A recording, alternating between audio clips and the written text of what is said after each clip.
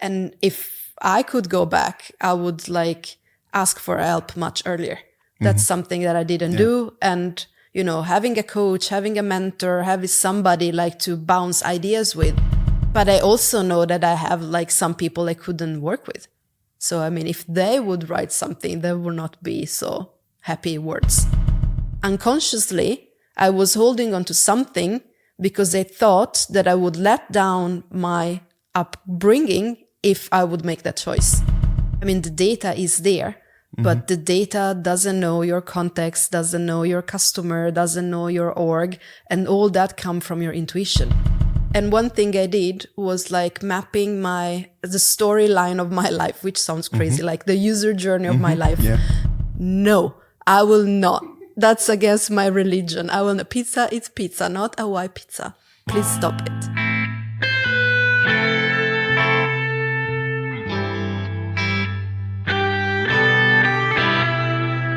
Moin from Hamburg and welcome to Produktmenschen, the podcast that meets the people behind our products. I'm your host, Tobias Freudenreich, co-founder of Hey Clarity and product leadership coach. Wow, time flies and here we are with yet another episode of season 2. Just one quick note before we jump right into this episode. This recording is a little older, but content-wise absolutely up to date. Besides one little detail, my guest recently took on yet another challenge and became the CPO of Vend, a marketplace builder that's very well known in the Nordics. It looks like she continues to take on major challenges and I'm pretty sure Vend can be very happy about this hire. So, congratulations, Vend. And now, without further ado, I hope you enjoy today's episode.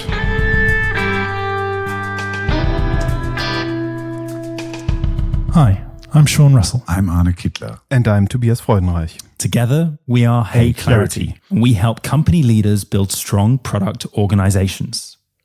Find out how we can help you at hey-clarity.com. And now, enjoy today's episode.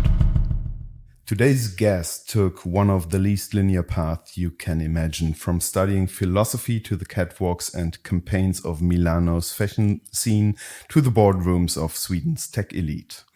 And somewhere along that way, she swapped haute couture for high growth.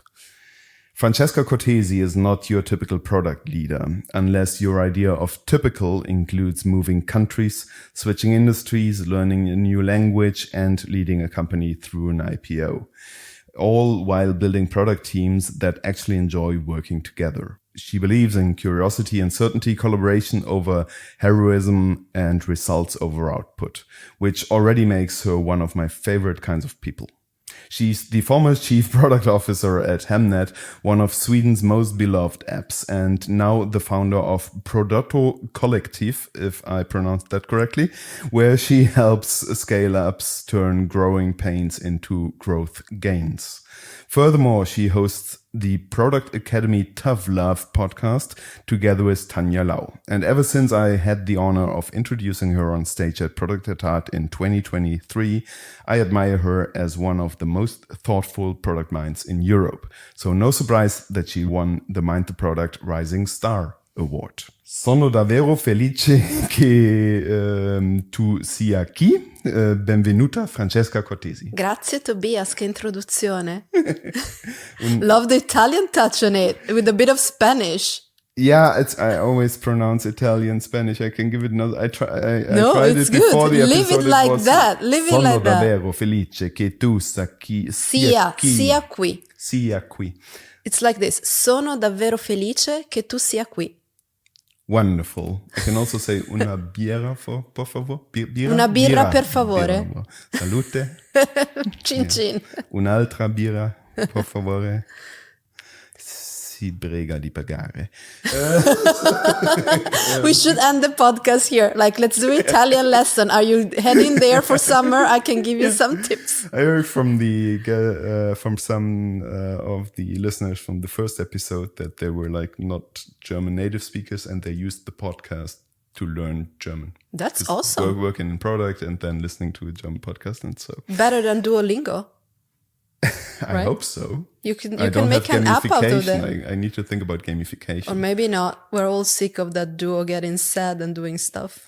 So if you have a 10 episodes streak, you can win a private chat. Yes. So Francesca, to warm it up, I would like to start with a few quick sentence completions, if you don't mind. So there's no right or wrong answers, just whatever comes to your mind. And I would just ask you to answer as quick and as intuitively as possible. And I realize I put my glasses off so I can see both my script and you. Which my script is not very sharp now. Okay. So, are you ready? Ready. Let's do it. Excellent. The biggest myth about product work is? Oh, God. The biggest myth about product work is that it needs to be complicated. Love that. If I had to describe my career path as a song, it would be? Ironic. From Alanis Morissette, yeah. Wonderful. AI will change the importance of intuition too. Simple one. The importance of intuition. This one, I don't even get the question. AI will change the importance of intuition to brainwashing? I don't know. To brainwashing, wonderful. Pizza Hawaii, that controversial combo of ham and pineapple, to me is... Shit. That's not a pizza, sorry. I mean, that I get really provoked by the Pizza Hawaii in Sweden. It's like pizza kebab or kebab pizza as they call it. It's like everyone asks me, did you ever try? No, I will not. That's against my religion. I will not. Pizza is pizza, not Hawaii pizza. Please stop it. I feel really passionate about this. Not AI, which I couldn't really understand, but pizza, yeah, for sure. Wonderful. That's exactly the reaction I was hoping for. The bravest decision I've made in the last 10 years was? Starting my own company. The product I've loved the most as a user is? Headspace. Headspace? Yeah. What's that? It's an app for meditation.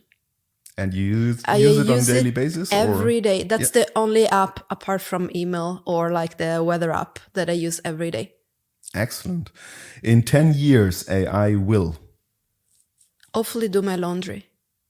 Yeah, I guess that's something that will not happen. But yeah, let's see. Well, robots do stuff. We might be surprised, right? Yeah. I read in one of your LinkedIn endorsements given by, not sure if I pronounce them correctly, Eagle Sailman or Salman? No, Egal, yeah. Egal Sailman. One of her best strengths is the way she asks questions that make you think and challenge your assumptions. So today I'm going to try to ask... you asking the questions. Challenging questions. But yeah, this endorsement put a bit of pressure on me. Can I answer questions back? Yes, sure. Okay. In this case, we might have something like a conversation. Let's see if we manage. So, if the Francesca who worked in fashion could travel to today and see you speaking at conferences, leading product organizations, coaching founders, starting your own business, I was asking myself, would she even recognize you? Would she be proud, or would she just be totally confused? I think the piece that she would recognize, which I keep with me, and it was a bit of a problem at the start of my product career, to be honest, it's the fashion style. And I keep with me. And the part that was a problem is that because at the beginning in Sweden, I was many times the only girl or woman in the room. And people like, oh, she's so cute. She dressed like, I was dressing like completely different from the engineers in Sweden with Birkenstock and white socks, which if you will ever see me with that, that means that I have, like, I always tell my husband, put me in a hospital if you ever see me like that, because I have like some other issues. But it sounds silly, but going from that fashion bubble to the tech bubble, I had there was a period when I started to dress differently because they didn't fit in and I needed to fit in. So now I'm back to my fashion style. So that Francesca would definitely be proud that I'm back on that.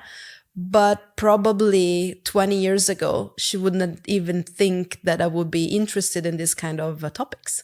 So maybe a bit proud, interested. And confused. And confused, for sure. But I guess proud, definitely, right? Because you've achieved so a lot over the years. Was it something you could have imagined back then? Not at all. I mean, you said it in that wonderful intro. I don't think if there's one thing that I take with me is nothing of what I've done was planned. The only thing that I actually planned was getting into fashion. That was really, really, really something that I wanted to do. I remember going, and I didn't have any contact, and it's highly competitive in Milan.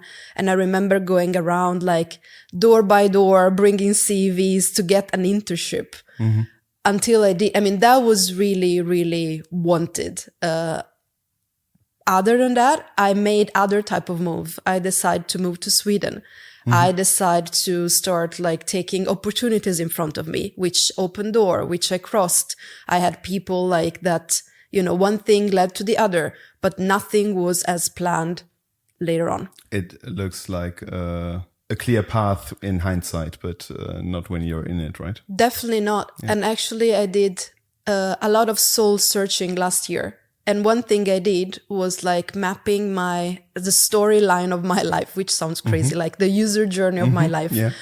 And it was super interesting because I was every single time in my life after something happened, I was not in a happy place, there was always a high. And that high came from me taking a weird step. Or a step that I hadn't planned, or something that happened to me. I just you know what, I'm going to do this. It was the same moving to Stockholm. I was driving in Milan, living my best life, the devil wears Prada kind of thing. And I was Sweden was not even in the radar. So what made you move to Sweden? Because you said you wanted to have that job in fashion, and then... Which I did. And so why did you leave it? Yeah, that's a great question. I always say I didn't pick the city, I picked the guy. And then I give you a plot twist. Yeah. Because what you're thinking, that he is Swedish. No, he's probably not, right? Is from the same city where I'm from. And you're from Bergamo. Yes. And he's why the hell did you end up there? He moved there for his PhD. And at the beginning, he was there 1 year by himself because I was yeah, you go, thank you, bye. I'm not one of those. I'm not gonna follow the guy. I mean, I was there, I worked for my job, I was thriving. And then what happened is one of these sliding doors. I just sent one of his colleague saw a job that she sent to me. It was for translator. So I was just applied because why not? What did I have to lose? And I got the job, right?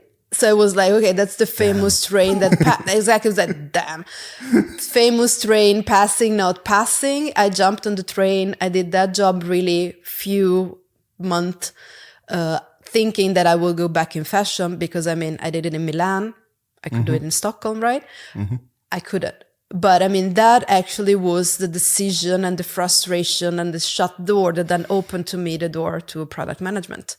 Which I don't know if I would ever in my life thought about that if it wasn't for my rethinking what I needed to do. So the whole product community has to be thankful to your partner. Yeah, or to those people in fashion in Stockholm who thought I was never good enough. Those are maybe the ones to thank for. And did you know him from your time in Bergamo? Yeah. Or was it just a funny coincidence that he was born in your hometown? No. Now we're gonna go my love life. No, we met each other in high school. In high school? Yeah, but we didn't date in high school. He was into me, but I was not into him. I was into bad boys at the time. He's too good of a guy. But then somehow when we went out to university, I was but wait a minute, that guy. And so, yeah, the rest is history. Wonderful. It's like we should like with that we should maybe like double click on that, like about my questions, like that tells me something. We should go deeper into that space. Wonderful. But I wanted to ask you at this point of time, what moments are there where you feel your Italian identity shining through the most, whether in life or in leadership? Oh, I think it's when like you dress, that's what I learned. But the what? Sorry, when you dress, how I dress, yeah. That's for sure. I think it's more like sometimes I can come out as passionate, and I can say something like, "Oh, no shit," or like going like, "Oh, this is not like we cannot do this," or "Shit, hit the fan," like these kind of things, and really also pushing like I had like a bit of a cultural clash in Sweden at the beginning because I was used to people being really direct and maybe too direct and maybe too much. I'm the high title and then I decide. And then I come into a culture where there's a lot of like which is great, working together, but also a lot of consensus. So everyone needs to be involved, everyone needs to have an opinion, and maybe there's not that much of someone taking then the decision. Like discussion can go on and on and on.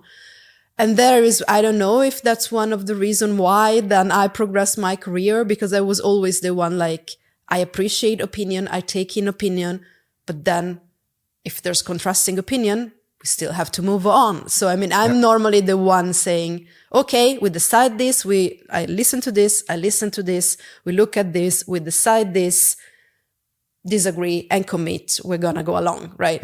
So that is like definitely like one of my Italian things. And the other one is sometimes I swear, like, you know, like I put the F words here and there. And maybe sometimes I feel, oh, maybe that's not professional or people don't think that is good, but it just comes out of me.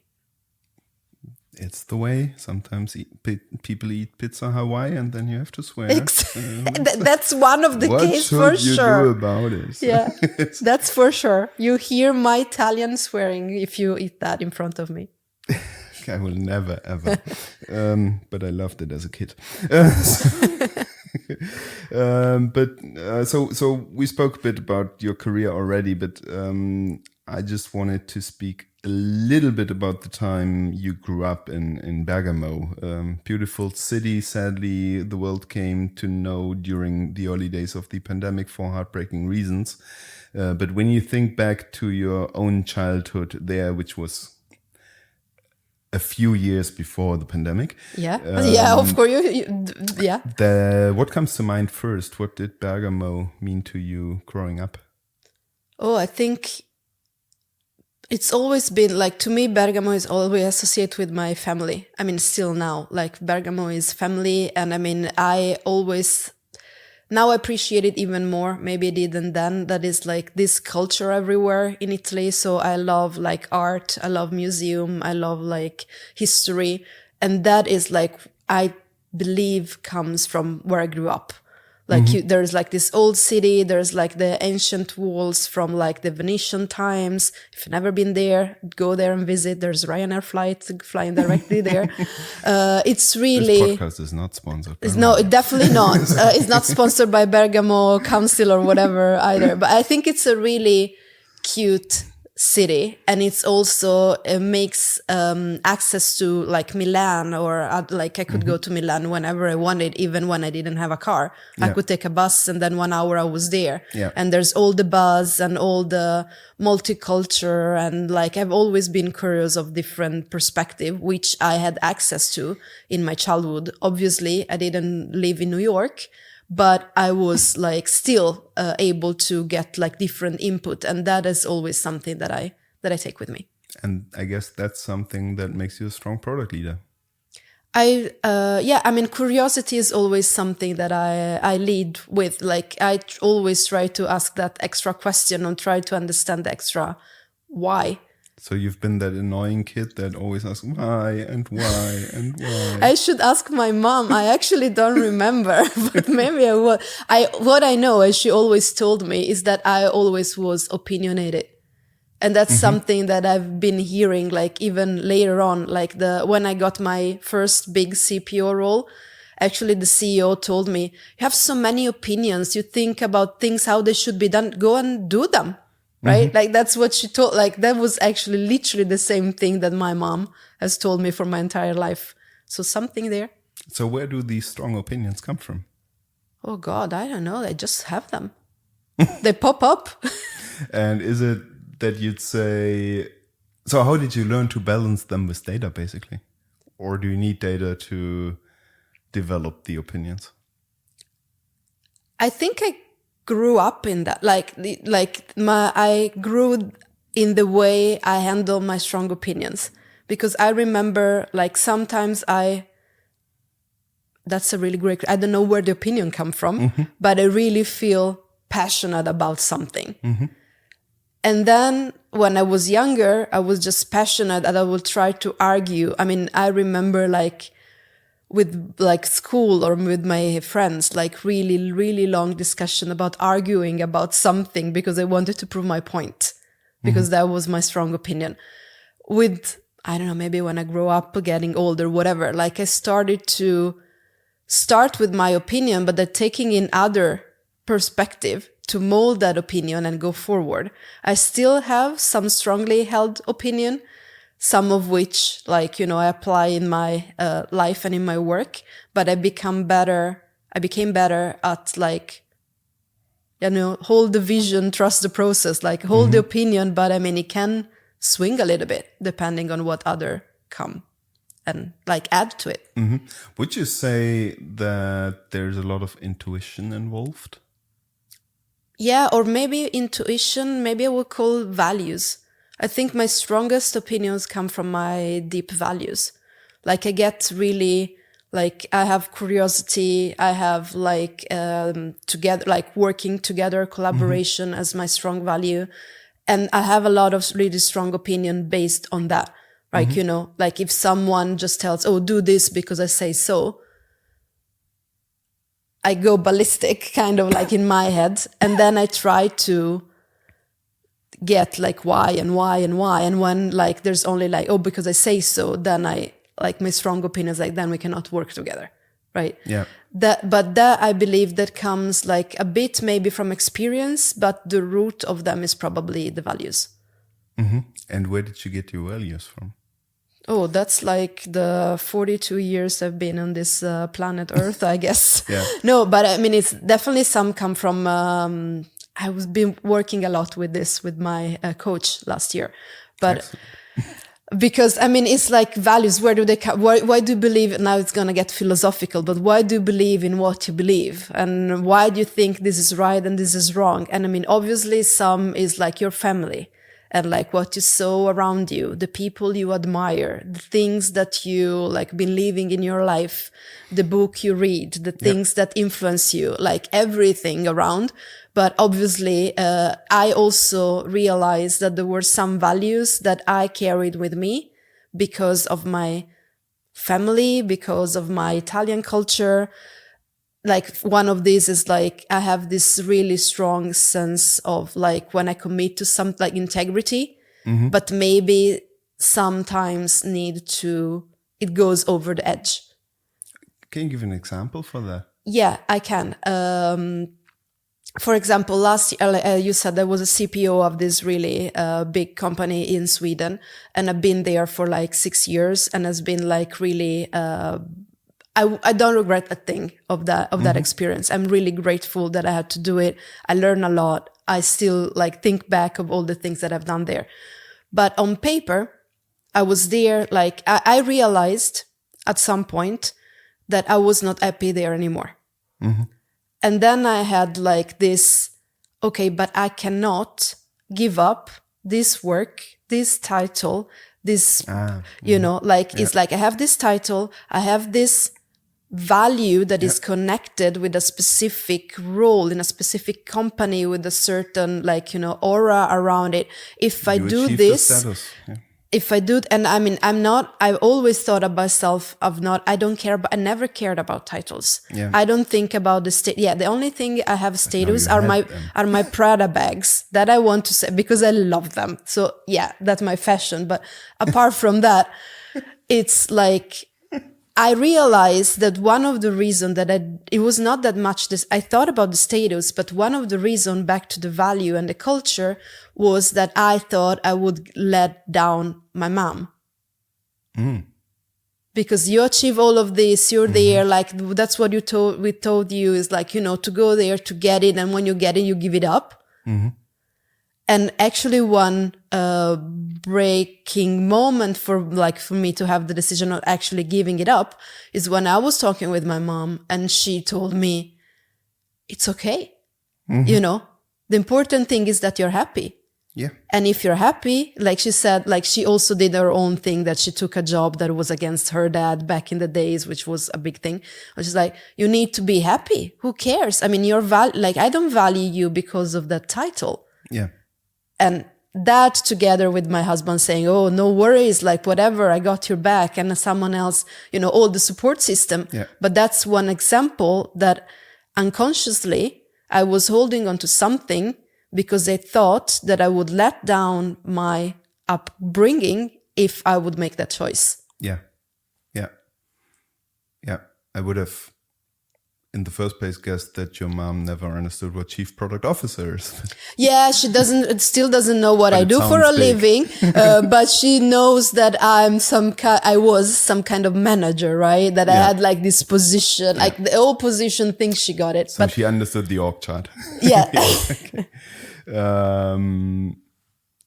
So yeah, you just gave me the perfect segue by saying it's more of a philosophical question, which I probably should not open up because you studied philosophy, right? I did. Yeah. Why did you choose that? Because I love to think. That's the odd answer, but that's literally like I had that battle with my dad.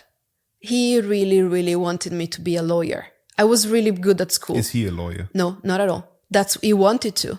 He is not with us anymore. Okay. But he that was again, like he thought that lawyer, because I was really good at school. Like it was like, okay, what is the best job you can get, right? For him, it was a lawyer. And I was like, oh my God, like shoot me in the head. Like, no, I hate that. I don't want to do that. And I had a big fight with him. And what I wanted to do is like study something that will allow me to think and to debate and to have my opinions and all that. And then I like studied philosophy and communication, which everyone was like, are you crazy? Like, what kind of work are you going to get with that? Well, Politician? yeah, that's not super. Yeah, maybe sometimes I wish I was a politician considering the politicians we have nowadays. But other than that, Never thought about it that way. For me, it's more like I'm happy I'm not a politician because of the politicians we have today. no, I think it's like be the change you want to see in the world, right? So sometimes I'm like, I wish, but then no, I'm not going to go It there. tells a lot about your mindset, like that. I'm not going to go there, but I'm so grateful that I studied philosophy because it really gave me a way of thinking about thinking. I loved Hegel when I was in school. Like, and you know, he's the one saying philosophy is dead. That's why I love him, because it's like questioning all the thing, like questioning his own profession kind of thing. Yeah. And then in arts, you like what is it, expressionists who paint like only black. No, I love, like, one of my favorites have always been Renoir. Because I can stay, like, I literally, when I was like, my first trip that I paid with my money, I went to France and I went to Paris. And then I stayed at the Orangerie to see the huge nymphaeas from Monet.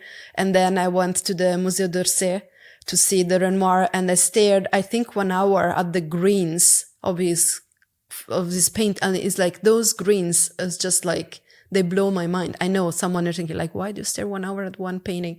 There was no Instagram. I don't care about the picture. It just gave me so much joy to look at these things. Scrolled into the picture on the wall. Definitely. But then I also really like modern art.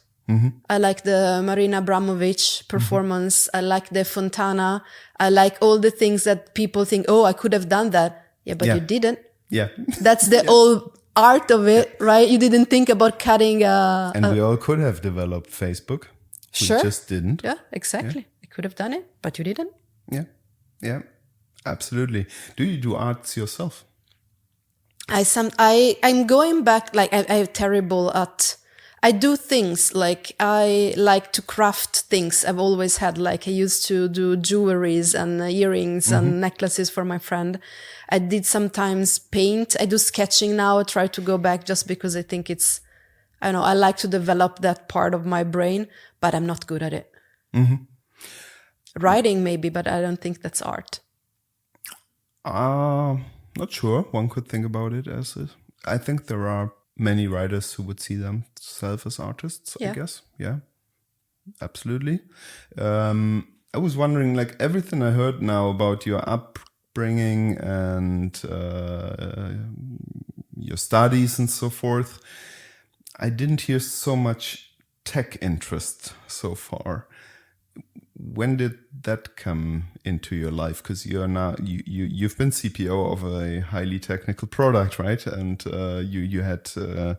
you've been in the gaming industry, if I remember correctly, highly technical products as well. So, what was your first touch point with technology? That's when I moved to Sweden, I would say. So 2011. Yeah.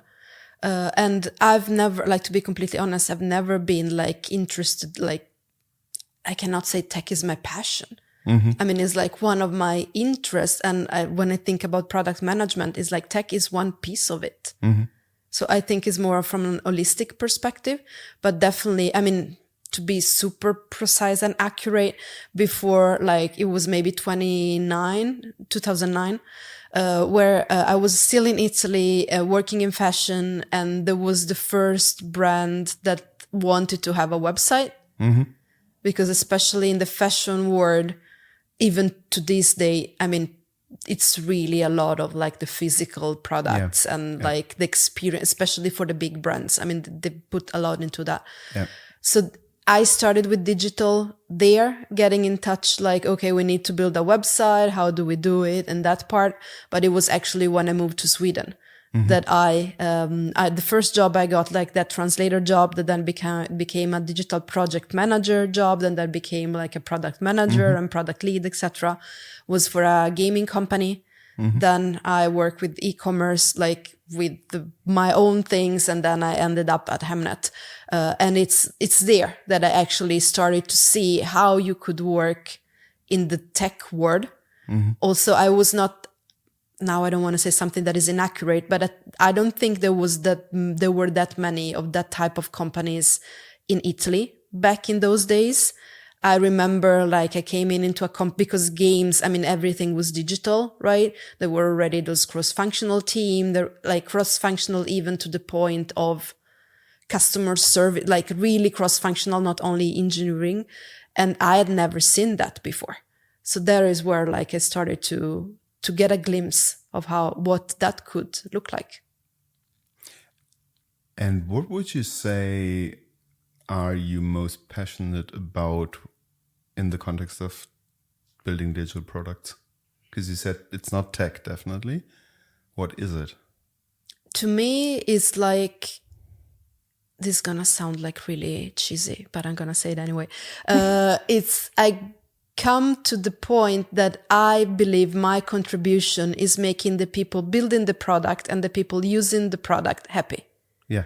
So like when, you go to work and you feel, okay, I'm contributing, I'm like happy, I have my energy going, like I'm in the flow, both the one like building so that they can provide a good experience for the one using it. That is what excites me a lot. And in this, there are so many things. Obviously, you have the tech, right? But you have the people, you have the organization, you have the empathy with the people in the org and with the people using the product. You have to understand your market. You have to understand the needs. You have to create a strategy. Like all that, I think it's really, really fascinating. It's a lot of like humans, it's a lot of technology, it's a lot of long-term, short-term, it's a lot of interaction, it's a lot of empathy, it's a lot of motivation, it's a lot of asking questions, it's a lot of different things. That's why I really, really like. And tech is one piece, but it's not the only piece, at least for me. Yeah, and I think that you focus on having happy users. That's what every product manager hopefully can relate to.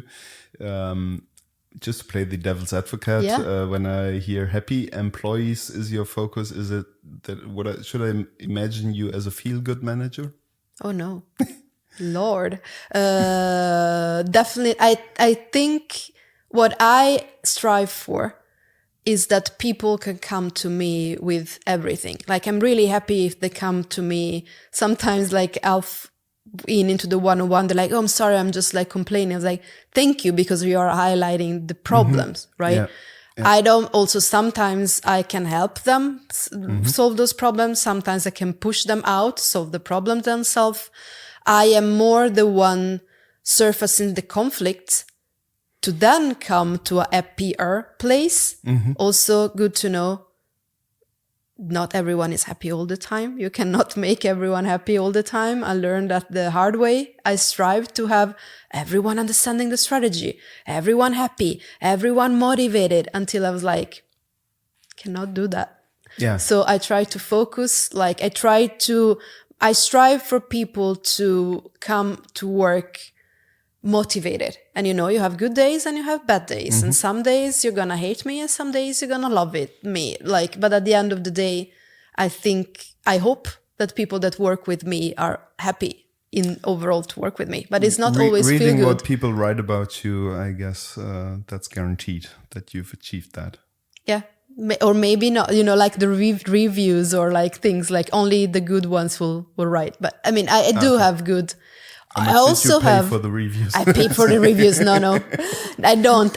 And I know a lot of people, like, you can feel it. I mean, you cannot fake that. But I also know that I have like some people I couldn't work with. So, I mean, if they would write something, there would not be so happy words. Yeah. There's this saying, I don't know who said it first, but that's around this. It's super hard to motivate people, while it's super easy to frustrate them, right? Oh, yeah.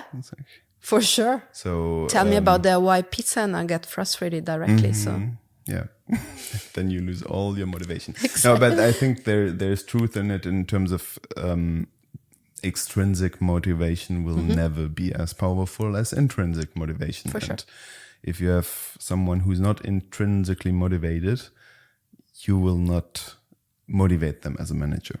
Or I could also spin further, depending on what your intrinsic motivation is. For example, if your intrinsic motivation is like that I need to shine as a person, right? Yeah. That's what I want to achieve, that I am the one above everyone else. Yeah. But then what we're trying, like, that's back to one of my values, what we're trying to do here is that we work in this together. Yep. Because I've never seen a product succeeding with only one opinion, because it's so complicated. If you already have that intrinsic motivation, probably I cannot work really well with you. Yeah, absolutely. And I think that's the first thing every leader needs to do is understanding the motivation of their employees and see how to leverage that for their career or for the best of the company in the first place. But yeah, there might be motivations that just don't help in these kinds of jobs. Speaking of things that don't help, can you think of something you had to unlearn during your career, or maybe after growing up in Bergamo or studying in Milano? I think a lot of culture, like changing culture was one thing. I have to, was really used to direct feedback.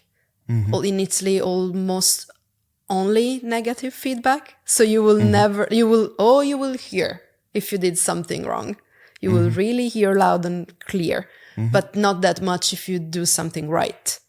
And then in Sweden... sounds like Germany to me. Yeah, but I mean, that's where everything from now you hear. Like, you know, the stereotypical Italian moms like yelling at you. That's right. Yeah. And then you have it in school, and then you have it like at work. Like, it's cultural. Yeah. And then you go to Sweden, where you hear a lot how good you are. Even if you, excuse my French, fuck up. Like, I did some fuck ups, and everyone, oh, but you still didn't mean it. Of course I didn't mean it, but you have to tell me, right? I mean, it's like, you cannot tell me I did good if I didn't. Yeah. You learned something from it. Which of course, but I mean, you also have to have the conversation of why it was wrong, Sure. right? You need to have an honest conversation in order to be able to learn. Yeah, exactly. So that doesn't really happen organically, right? Yeah. So that's like that is like feedback as an example, how to interface myself with people was really different in another culture. And also really different as I was working in tech. We probably, all of us know, a lot of different nationality come in. Like one example, another concrete example that I like, for fast forward some years, I'm CPO at a company. I always went at demos. I always ask question. Everyone know, like even like showing features, like ask a question just to understand. And I know that I don't expect you to act on that. It's just like, it's a demo. But I had like people on the receiving end of this coming from culture, like for example, India or China, where because I had the title I had and I had a question, they just went out and did whatever I said in the demo, right? So that was another thing, like unlearn, be mindful, clarify your intention. Yeah. And then in general, I think as a product person in all the different companies that I work for, I always had to unlearn what my job was. I think this is one of like the good thing and the curses of product manager. We have like similar titles, but really different jobs. Absolutely. Depending on where you are. So like unlearning, like, okay, what worked there? I tried, no, doesn't work here because A, B, C, D, E, F. Yeah. And then I was expected to do one type of job here. I'm expected to do something else here. So it's like, I'm now make it as part of my process, but the first time I had to do it, I had to navigate it. And every time I learn a lot of basically how I operate by keeping like the principle, the values at the core. Yeah. Can fully relate to that as I've been a project manager myself as well in the earlier days of my career. And yes, there's a lot to unlearn when you come from project management. And also when you get promoted from your individual contributor role into a management role, there's a lot to unlearn, because what made you a good product manager is not necessarily what makes you a good product leader. For sure. Yeah.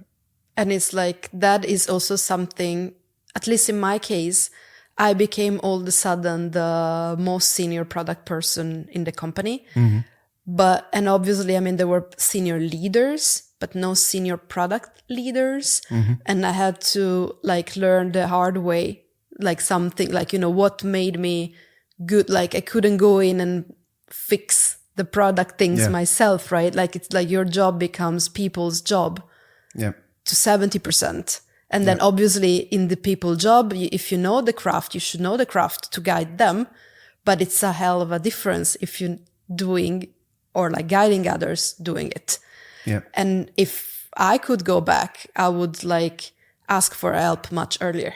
That's something that I didn't do. And, you know, having a coach, having a mentor, having somebody like to bounce ideas with, I thought I should figure out myself, and that was my responsibility. And if I would ask for help, people would think, oh, she doesn't have her shit together, so why does she even have this job, right? But yeah, I wish I knew that before. And I wish we would talk more about these kind of things, because you don't have to figure it all out together.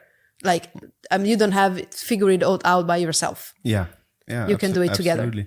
But what would you say was the key ingredient that then, and I think you're referring to the time you've been CPO at Hemnet, if I get it right, which first of all had an impressive IPO, which you contributed to, and also became one of the top 10 ranked Swedish apps, I think. So one of the most loved apps in most used and most loved apps in Sweden. What would you say was your key ingredient? Because from what I understand is you never wrote tickets and stuff, so you didn't do the product manager job yourself. What would you say did you do so that the product in the end was so successful? To be super fair, I mean, the product itself, like, has been around for many, like Hemnet was founded in 98. So, I mean, the app positioning, the product positioning, all that part was really in place. I mean, none of us like working there in those days created it. That was just like there. But I think the key ingredient for that success was really understanding how to put the product, the organization around the product. Let's put it like that. It was a pivotal moment in the company because it's been run like by brokers for a long time, and to be honest, they didn't really care about product development in that sense. And then when it was acquired by risk capitalists, there was like all new expectations, but the org was not, like, there was a huge gap between the expectation and the reality. And the key success was like creating the org that could actually deliver on the expectation. And it started with, I mean, all the things in hindsight, as you said, like all the things that I'm about to say sound obvious and sound easy and sound like obvious, like, yeah, duh. But those are difficult ones, like talking about priorities, taking away, like, how do you align all the teams in a way that they know what they should work on? How do we take away things? How do we start talking with customers? How do we handle the different requests? How do we put like the engine behind what we actually want to grow? How do we talk with each other? How do we structure our teams? Like all these basics, right? But that's what we did step by step, not all at once, but step by step. And that the rest of history. Yeah. And very successful history. There's one overarching theme in that season of the podcast, and that is intuition. And that is why I asked you so many questions around intuition already. And I would want to dive just for a couple of minutes a bit deeper into that one. So what do you think, is there space for intuition in product management? Oh, yes. We should sharpen. I mean, you call it intuition. I call it like a mix of curiosity and experience. I mean, intuition doesn't come from nowhere. And I think it's actually the muscle that we have to sharpen even more. Because if we think about the old GPTs of this world, I mean, the data is there, but the data doesn't know your context, doesn't know your customer, doesn't know your org, and all that come from your intuition. So, I mean, that's the only way that you can bridge what everyone gets out of the GPTs to something that becomes successful. What you just said sounds a bit to me like product sense as well. Is that what you would refer to as, like, is that equal to intuition, or is there a difference? I mean, product sense, but I think in a more broader way. I mean, it doesn't only have to be connected with product per se. Can you elaborate on that? Yeah, I mean, obviously it's product sense in the way, like, you've been there, you've done that, like you can see through the patterns or like whatever. But it's also like, for example, on an organizational level, like you can maybe start seeing some behavior happening that you see before. And then you can anticipate probably what will be the next step based on your intuition, because you created that experience that not per se connected with the product. You can maybe see through some people. Like, it's more on a broader sense of like connecting and seeing patterns, not only necessarily on the product. Yeah. That I fully you see, understand. You don't see his face, but he's skeptical. So if you're also skeptical, no, I'm just taking in thoughts, and I'm thinking, and I'm processing, and I'm learning. So that's what I look like when I listen carefully and learn. But I know that when I'm concentrated, I look like I'm angry or whatever, or skeptical. Got that feedback from my former employees a couple of times. So you see that imaginary super transparent old answering machine here on the table between the two of us. Where some folks who'd been here for the first season of the podcast left questions for the guests in the second season around the topic of intuition. And this guy, I think you know. I know him, yeah. Now I'm scared. I'm scared of it. To the picture on the wall. So it's Dominic Yost you're going to hear with his question. Hi, my name is Dominic Yost, and my question for you is, how do you distinguish between a bold intuitive leap and reckless overconfidence? Ooh. I probably ask people. Like if I have a gut feel, like an intuition or something, and I'm like, this obviously my gut tells me that is right, which tells me something, but maybe it would be too risky, too reckless or whatever. Probably the thing that I do and go around and bounce that idea. With your colleagues? Depending on like in which context it is, right? But I mean, it could be with my friend if it's private, if it's like one reckless or like intuition or reckless, like starting my own company. So, I had that real gut feel and I was like, is this an intuition that I should be doing this? Or is it just like, I'm putting myself in deep waters? And then I started to understand it more, talk with people, with my colleague, with some of my friends, and I will do the same if it would be like in a work context. And then you get as well their gut feel, especially if they have been around on the same topic, right? So in the company, if you're like, it's a reckless move, you take those leaders that work in the same space, you're probably going to get if their gut align or not. And so that's how I would approach it. Which I guess requires that, first of all, you have a learning mindset and your willingness to share and to learn from the feedback of others is there.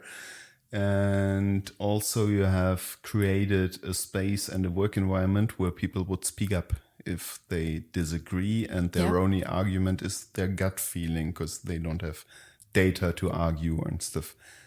And it sounds like you built such an environment. How do you do that? A lot of time. Let's just be really clear. It's a lot of time, sweat, and tears to go into. I mean, it's human relationship, right? So it's not the Slack message. I mean, it's like you have to sit with those people. You have to hear to their complaint. You have to be helpful to them. Mm-hmm. Like not only go there and say no, like you really have to empathize with them. That's the only way that I know to do it. So what I understand is you need long time to build trust so that they are going to speak up if they disagree. Yeah. And also like, I think they also need to trust you. Mm-hmm. Both that you are like, your shit, like, they trust you as a leader, but also like if they come to you with, even in this case, we're like testing intuition and let's say that I will test with you, Tobias, is like, you have to feel that even if you come to me with something that is gut feel, not data backed and whatever, I'm not going to go around and say, oh, Tobias, tell me also like this, if this doesn't go as it should, right? If I have your back, if we know, like we have worked with each other, if we have created up that working relationship, then it works. If you just like tiny bit question, if I would go around and speak behind your back or like put you under the train or whatever, A, you're not gonna give me your honest opinion, and B, you're not gonna even want to talk with me. Yeah. So trust is both super powerful and super fragile. Yeah. Yeah, absolutely. One last question maybe from another guest on the topic of intuition, and then I would want to look a bit into the future, but I realize you mentioned your own business a couple of times, but we never spoke about what is it actually? What is it? Good question. It's advisory. So I do product advisory, CPO, fractional, and coaching more on right now I'm doing more on an individual level, but I'm exploring doing on an organizational level. Excellent. So you're basically sharing your experience with other people and spreading the word? That's right. Yeah, cool. And you like it so far? So what far, I so see good. From your smile. So far, so good. So you didn't regret moving from the safe full-time employee? Oh, depends on the day, obviously. I mean, let's not sugarcoat this. It's not a walk in the park. So, but I think it's like my North Star. It was my own energy. And so far, so good. Like I've been learning a lot, gaining a lot of energy, having the chance already of working with like a lot of different people, which I didn't have when I was like full-time job. And that I really, really value. What is the part you don't value? Oh, like I'm talking about unlearning. I have to completely unlearn like how I operate. It's like I have to do, like I'm not great at doing sales for myself. So that's, there's a part of your comfort zone. Yeah, which is like also could be good. But I mean, I don't really value the part that I could not control not control, but I mean, plan my work in the way I used to, because it's much more dependent on others. And that is something that I still have to adapt to. And then obviously there's uncertainty that it's an all other level compared with like full-time job. Definitely. Yeah. But fingers crossed. Fingers crossed, exactly. Everything runs smooth and as desired and as deserved. Oh, thank you. I promised one last question from a previous guest, and I bet you know her as well. No, I don't bet. I know you know her as well. At least you spoke to her yesterday. My name is Petra Wille, and my question to you is, can you coach or train for intuition? I think you can. In a way that you can be, as a product coach, product leader, working with a person on the other side, being much more intentional of which kind of data point you take into your decision. We're always asking, like, what does the data tells this, the customers tells this, the partner tells this, what does your intuition tell? Like, you put it there, like putting it there more explicit. That it's I think kind of a valid data point, you say? That, but also will make you think more about it. Because I think there's one component that,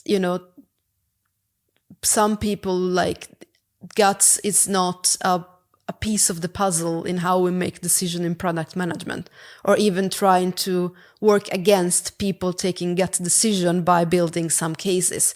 So I think you have to counteract that by saying, okay, we're not only going with guts, but that could also be a strong differentiator for us to be able to move fast, to go like different from competitors, to differentiate ourselves, etc. But then you need to make it explicit and you need to validate it. Yes, we read and hear a lot about product management is the art of deciding in uncertainty. And that means the data doesn't tell you, and that's the room where you need to decide based on your gut feeling or intuition, or what would you say? Definitely. But I think if we just take that sentence you took, like we need to be able to decide with uncertain circumstances, right?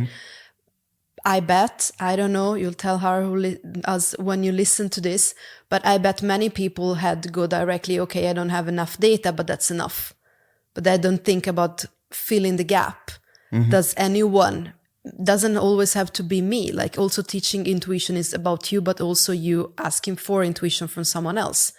Who has the most, like it could be like, okay, we don't have enough data. Who has in this company or outside, if we have that reach, most experience about this kind of thing? Let's go talk with her or him.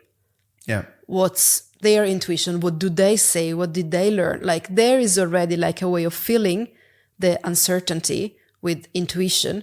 But I bet a lot of people will stop at, we don't have enough data. We have to take decision anyway. Without trying to fill the gap with something else. Yeah, makes complete sense. But what I also see is there's many people who get lost in analysis paralysis and just think we don't have enough data, we need more data because they expect the data to decide for them. And I think the term of data-driven product management is so misleading because it should never be data driven. It should be data informed. For sure. Yeah. Okay. No discussion triggered here. Plus 1 or 2. Yeah. No, definitely no trigger here. Okay, Completely wonderful. agree. What do you think of Pizza Hawaii? We're running out of time, unfortunately, and you need to catch your flight yes. back to Stockholm. So the last topic I always wanted to speak about, and we can cut that short, is a look into the future and talk a bit about AI, a topic of course. you cannot ignore these days, guess. And the one question I had, because you wrote and spoke a bit about the time moving to Sweden and having to learn a new language and experiencing the language barrier. Yeah. And I think it's clear that this barrier will no longer exist in a couple of years when AI will fully in real time translate languages, voice, whatever. And language will be removed as a limitation or even as a power dynamic. What do you think about that development particularly? Not sure I agree.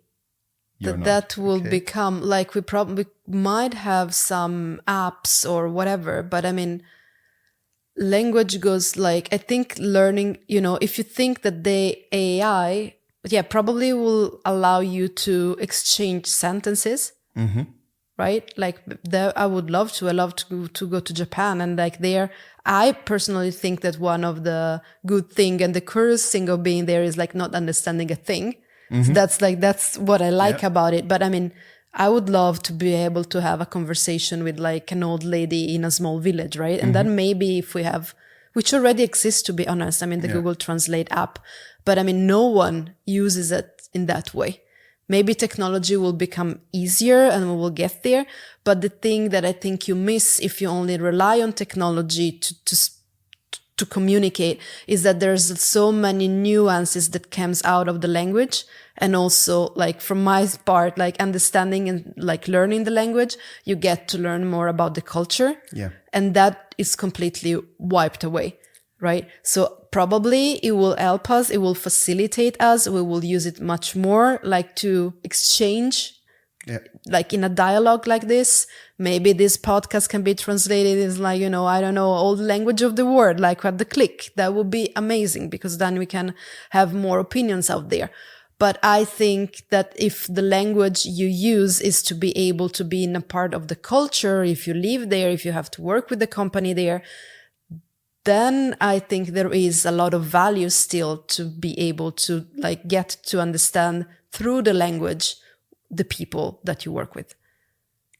Definitely. And I was always thinking about is that vision of having real-time translation into any language, basically, and empowering everybody on earth to speak every language. Is that an utopia or dystopia?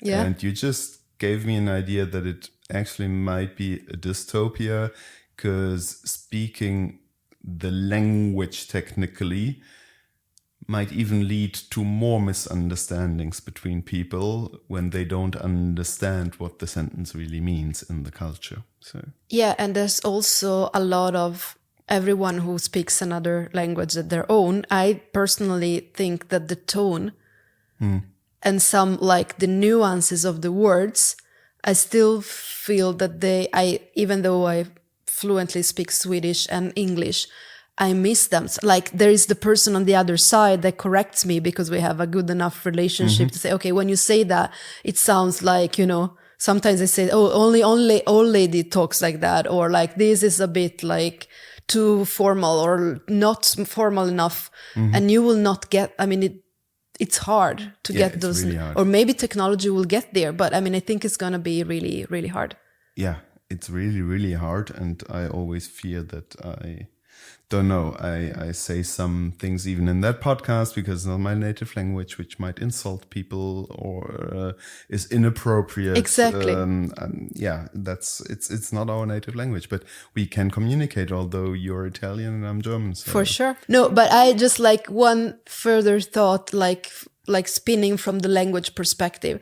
I think the whole AI, what I'm thinking a lot about is like we have like we're gonna have like possibilities, right? Languages or no languages, but we have to be putting more curiosity and attention on what those tools help us with and how they work. Because if we know how they work, then we can leverage them. If we don't know how they work, then we're just like blindly trusting a box, translating or whatever, right? Yeah. In the language example, we'll be able to, you know, set the tone. We'll be able to double check the tone. We'll be able to give the other person like feedback, like, would that be it? Or is like I put a prompt and then it speaks and I don't know, maybe I'm deadly offending the other person, like on the other side of the room. It remembers me of sketches we see on YouTube. Yeah. Because I mean, I think that is like, it's so convenient, like the chat GPTs of our world are so convenient. And I see more, they're getting democratized with more and more people using them. But it's more like I go in and I click in something and then I get something out. I don't apply my critical thinking. That's okay. I mean, you know, worst case in like, oh, I send an email that is not good, or like I do like fake news on steroids.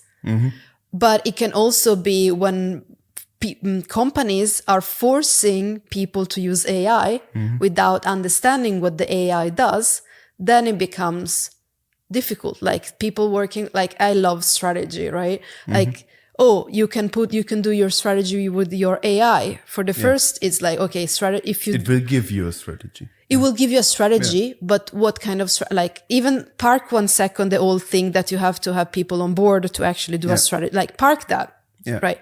Even the strategy that you get out of an LLM right now, it's only based on the competitor that the LLM thinks are your competitors, the public data, the available, like it doesn't think you cannot expect innovation from there, right? And if you don't think that's literally like computing words and data and give you the next most plausible thing, and if you don't know that, and you think that that is your strategy and it feels right, like, but what are you doing?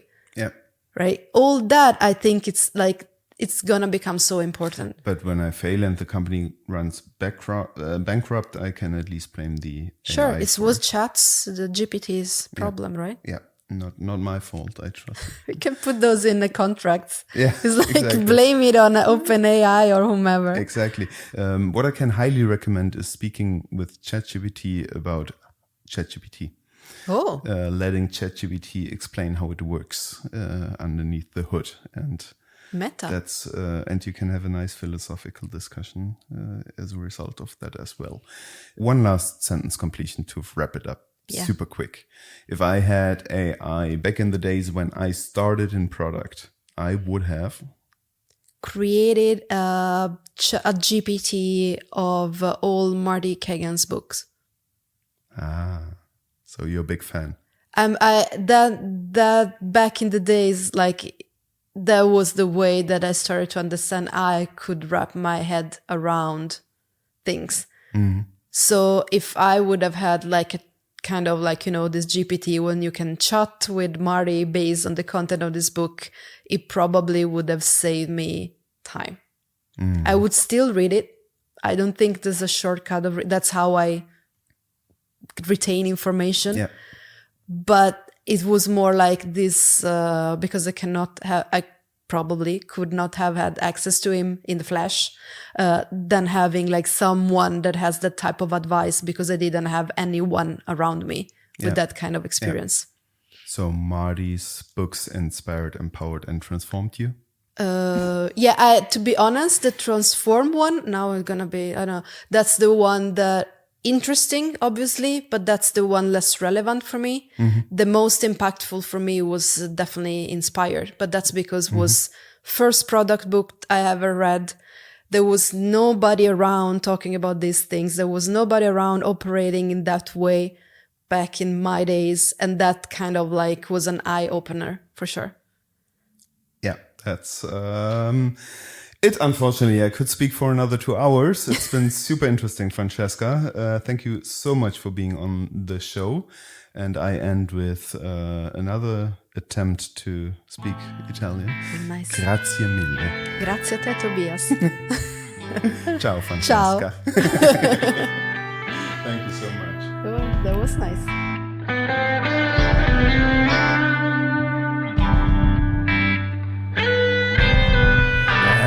That was episode 3 of Produktmenschen Podcast Season 2. I hope you enjoyed it just as much as I did. And if you now want to help a little bit this podcast and collect some karma points, please help spreading the word and tell your friends and colleagues about it on social media, on LinkedIn, in your offices, wherever you prefer. Subscribe in your favorite podcast app for sure. Leave a 5-star rating and a review in your favorite podcast app, or subscribe to the newsletter on produktmenschen.de. I'm also pretty curious to learn about your thoughts and hear what you think about today's episode, so please feel free to shoot me an email to feedback@produktmenschen.de. Looking forward to hearing from you, and I hope you'll tune in for the next episode. See you then.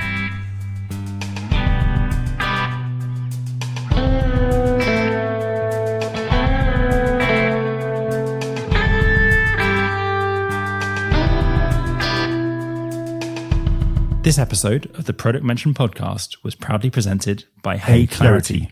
We help company leaders build strong product organizations. Find out how we can help you at hey-clarity.com.